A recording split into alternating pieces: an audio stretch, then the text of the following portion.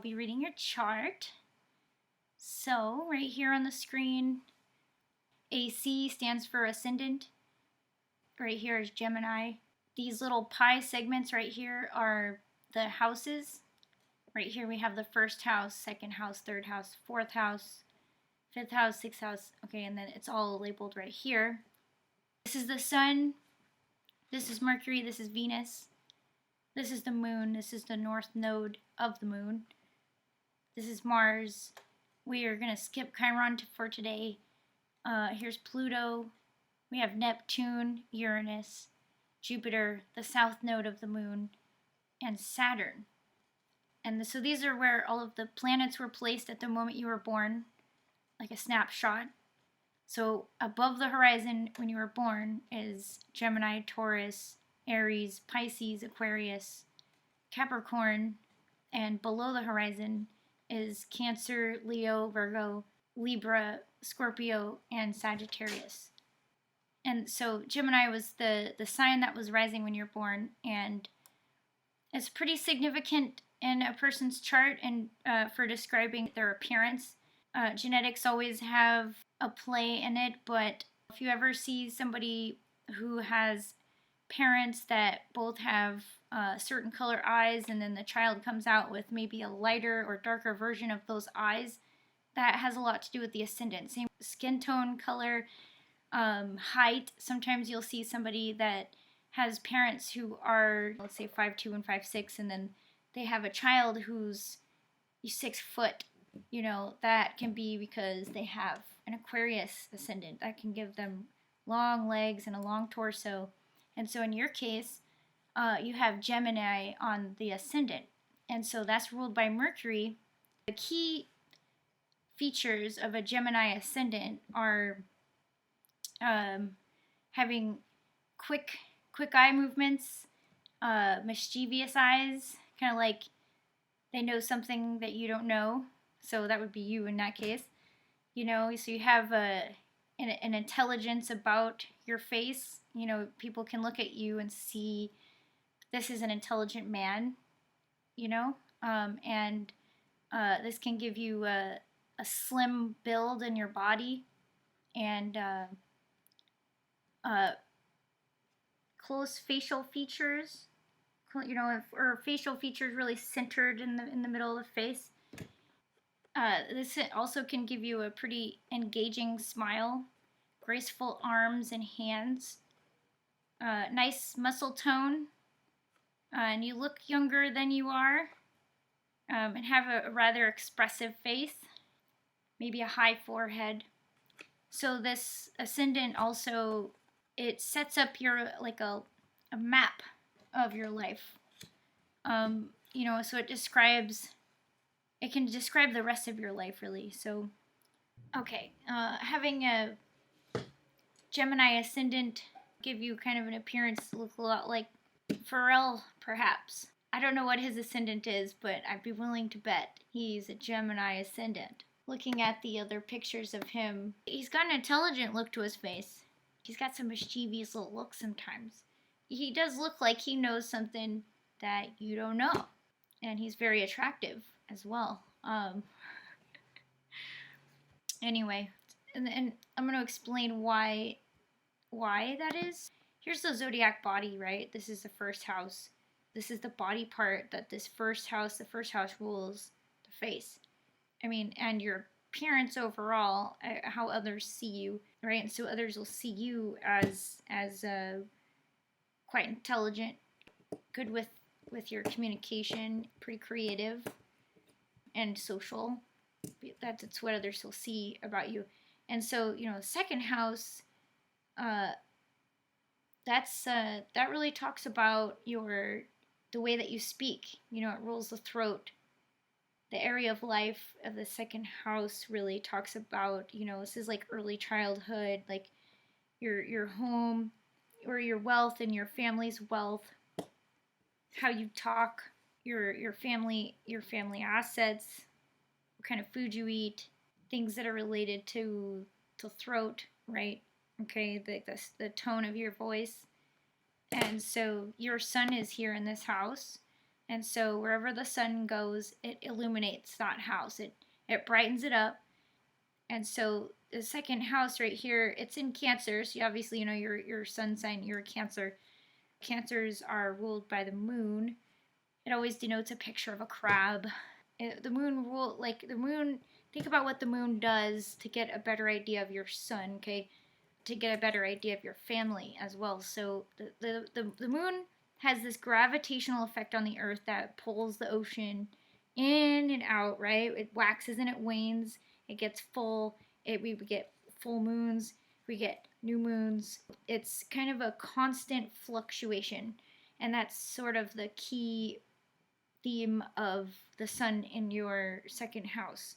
What that really is referring to is you might have a fluctuation in wealth or your family's wealth. You might eat really well sometimes, and then other times, you eat some fast food or something that's it's not good for you. Maybe you're lactose, this is an example, but maybe you're lactose intolerant. You choose to eat cheese anyway sometimes, but that's sort of the theme there.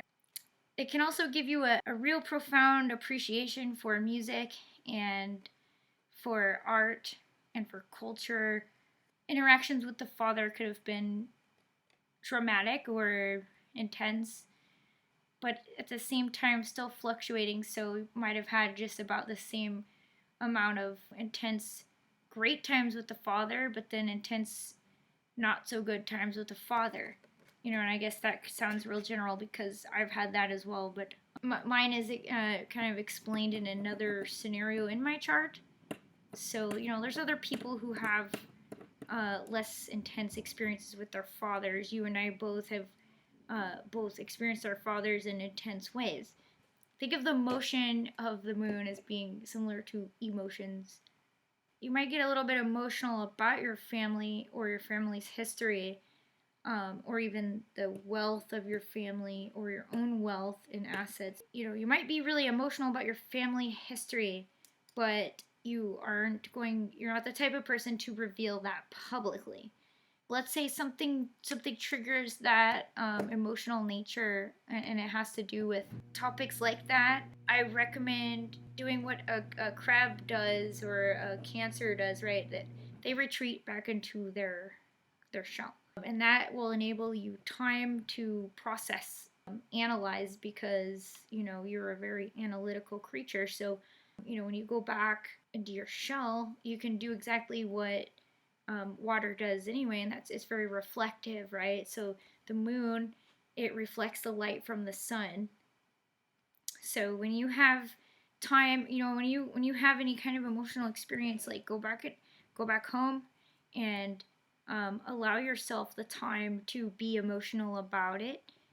Reflect on what it is that happened, what it is that you said, someone else said, and really give yourself a chance to digest and interpret what happened, how you feel about it, and process those emotions thoroughly, because we're not really taught how to do that as kids. In today's society and our culture, nobody, if we act out, we're always taught, so like go back to your room or whatever. It's like people don't tolerate kids if they act out and have anger, right? Okay, so it's like whenever I had these crazy bouts of anger when I was a kid, I'd get like yelled at and be told to like, go over there and hush up or whatever. And it's like I never learned how to process, like how to be angry and that it's okay. I was taught, it's not okay to be angry and it's not okay to show it. I would give that to you as advice for the sun placement. Just know that, emotions, there's nothing wrong with those emotions that'll come up. Allow yourself to be emotional and vulnerable at home. Surround yourself at home with people who can accept you for who you are. And if you're like, allow yourself to cry. That's it right there. The sun over here in this house is also going to give you quite a bit of psychic abilities right here, especially with your family and your mom. You might have a pretty good psychic connection with your mom. Okay, we're going to move on, and maybe we'll get back over to this area right here, but we're going to go over here to the third house Third house is this line right here, and its cusp is at Leo. It's ruled by the sun.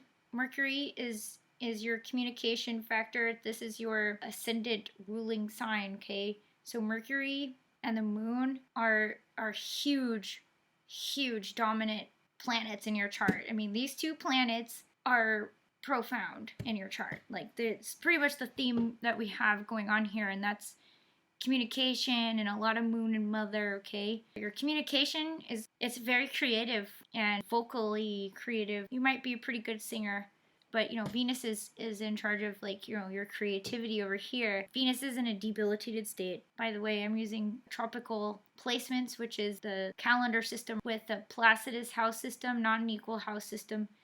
This over here is Vedic astrology terms, and I do both Western and Vedic astrology. Vedic astrology is from India.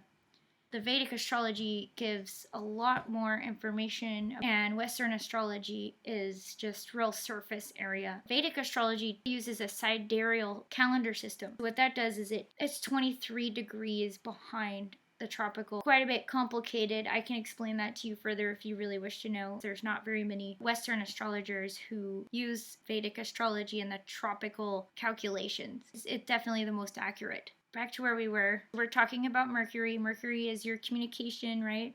The third house is originally ruled by Mercury, right? Gemini is normally in charge of the third house. And this is just which houses each one of the signs rules. This changes based on what time you were born.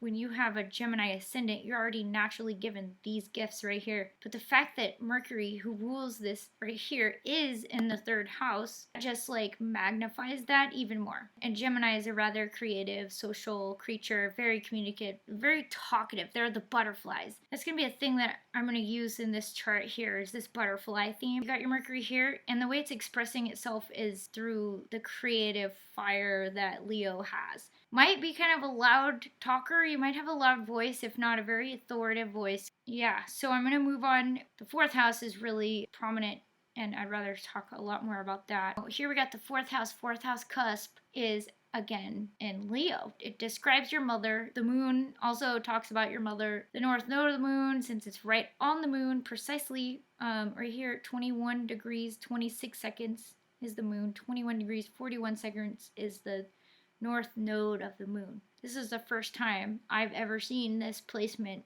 Pretty special of a placement, I'd say. I mean, that there's no coincidence in this placement right here.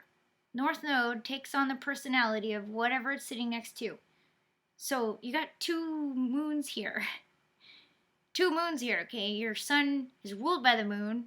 Moon is just a very, very prominent theme here in your chart, okay? Two moons. Fourth house being ruled by the sun. The sun is ruling these two moons. What's over here? Your sun's being ruled by the moon. Over here, I mean, very interesting reflection going on right here. So basically, yeah, mother. It looks like you would have two mothers, if not a stepmother, or I know this isn't the case, but if I hadn't known this wasn't the case, I would say even you could have grown up with two mothers, I guess a lesbian couple or something. But so this is really going to describe, your mother might have had really big hair, like a lioness hair, okay? She might have been real creative as well, maybe an actress or something where she might have been in the spotlight, seen by others. She might have spoken quite loud. And, the home that you grew up in might have been kind of fiery. Virgo is also ruled by Mercury. Moon and Mercury are the real prominent guys over here. So if you think too much about something, this placement right here, it might trigger some emotions. With the moon placed right here in Virgo, okay? That's being OCD, really clean, organized, detail-oriented. Your mind might really like to categorize and subcategorize things into these little perfectly organized encyclopedias. And what you have that I don't have is the ability to speak it. Your communication skills here are very, very advanced. Especially in your 30s. you know, people are gonna take what you have to say with authority. Like, you're gonna be able to speak with authority. People are gonna just like listen to what you have to say. So the key here to being successful with all of this would definitely be to don't overthink and allow yourself to get into an emotional frenzy over getting fixated on some like thought pattern. Try to give your mind a break. If you have any type of anger, the most healing thing that can be for you would be to get back into your shell, your crab shell. In your case, I want to refer to this as a cocoon. Like, it's like a mother's womb. Go into this cocoon, whether this is at your house or not, okay? Your cocoon could be your car, because Mercury does rule cars and short distance travel, whatever. So even if you're cocoon, make your car your safe place, right? Like,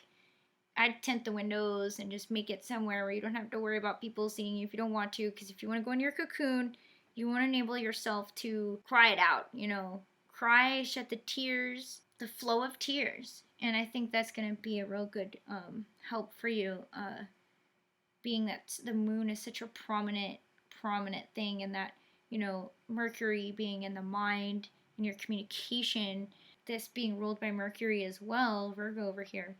Allow yourself to get into your cocoon and cry it all out, okay? There's nothing wrong with it. You know, you don't want, if you get angry, you don't want to store that in your body, okay? Because what that does is every cell of your body has memory, okay? All these memories get stored, and if you have this, a big ball of anger that just got stored in here, that creates mutations and all this other stuff, okay, whatever. It's you know, because mind over matter, okay? When you keep your mind right, keep your mind balanced, don't overdo it. If you eat too many oranges, you can die. If you, and I'm not saying this according to your chart, this is an analogy. You drink too much water, you can die. If you have too much of anything, you can die. Too much thinking isn't a good thing, so especially if it's negative at thinking. Your gift is that you are very good at thinking. You're very good at visualizing. You can manifest what it is that you visualize, and that's why I'm talking about this. The thoughts that go through your head are so important to creating the reality around you.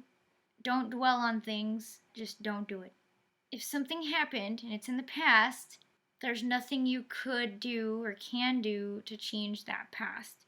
Except what you can do is accept the past, accept that it happened, be like, okay, look, I really don't like looking at that, and this is something I have very strongly. There's a lot of things I regret in my life, and, you know, they say have no regrets, whatever, but you know what, there's sometimes I'm like, why did I do that, or say that, or, you know, and so, you know, you can beat yourself up. Don't be too critical of yourself. You know, that might be a little tendency here, is to be, you know, very critical of yourself. And, you know, you're going to be critical of others, but you're going to be even more critical of yourself. But what I do recommend for a mental balance and harmony, what you really need is, if your house isn't already, because it, you know, we're looking right here still, if your house isn't already super clean and super organized and minimal. I mean, you know, Virgo can be a hoarder, you know, but if when your house, your the home that you're living in right now is tidy, and you know where everything is, everything has its purpose, there's a logic behind everything. When everything's in order, your mind can be more at ease. If you leave your house and it's messy, and this goes for me too. My house right now, it's relatively organized, but it's not. It's never perfect for me. I'm a perfectionist. You know, hard to tell from looking at this little thing, but if I leave my house and it's a mess, I hold this subconscious stress.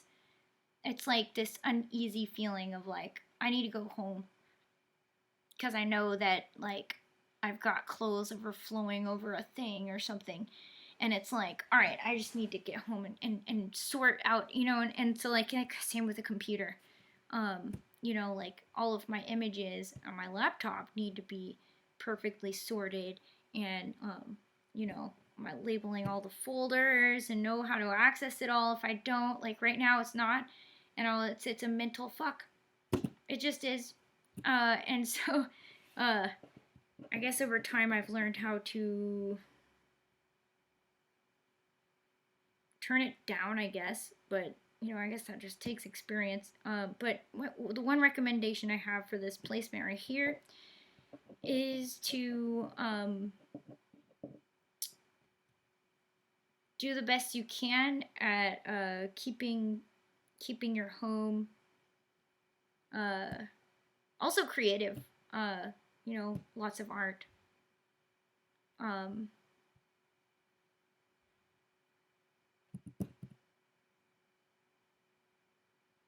mean, I would definitely highly recommend having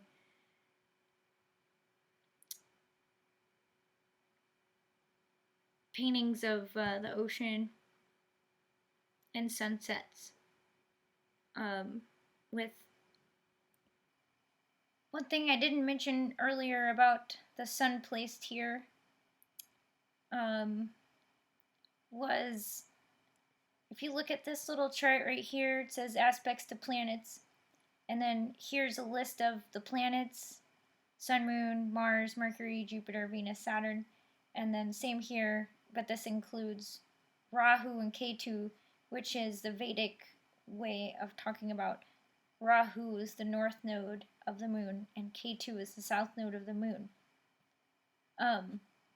And so what these numbers here are showing is the aspects between the planets. So between Jupiter and the moon, there's 45 points of aspect, so that it really denotes the strength. So I'm going to talk about the 6th house now, and the 6th house cusp. 6th house cusp is right here at Scorpio. Scorpio it's ruled by Saturn in Vedic astrology. It's ruled by Pluto in Western astrology, but Pluto and Mars are similar in nature. Pluto really does actually talk more about the collective consciousness and wide variety of, like, let's say, generational beings that are all incarnated during a certain time period. Like, it's really referring to, let's say, the millennials versus Generation X, Generation Y, whatever you want to call it, okay? And so that's why in Vedic astrology they don't use Pluto or Uranus or Neptune. And so here, I use both, and I use both because I feel like it can really just kind of verify or give you more information about something. But in this case, this being Pluto and Mars are both destructive, okay?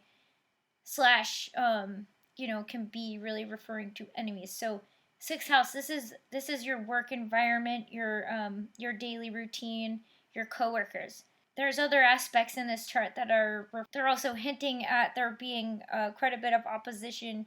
You might have a lot of enemies. These enemies are going to be in the work environment, and, you know, pretty much regardless of what you do, but they're going to be your source of gain. And somehow, in some way, your earnings will be made through your enemies. You're going to have people who don't have your best interest at hand. They can also just be your enemies because of they're like the competition.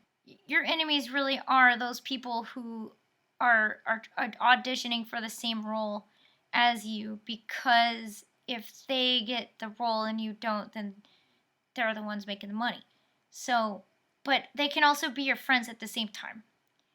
And through those people, you might have like a word of mouth, like of networking with them, of like some audition that's coming up that you wouldn't have heard of otherwise, type of thing. Let's say we're just relating this to acting.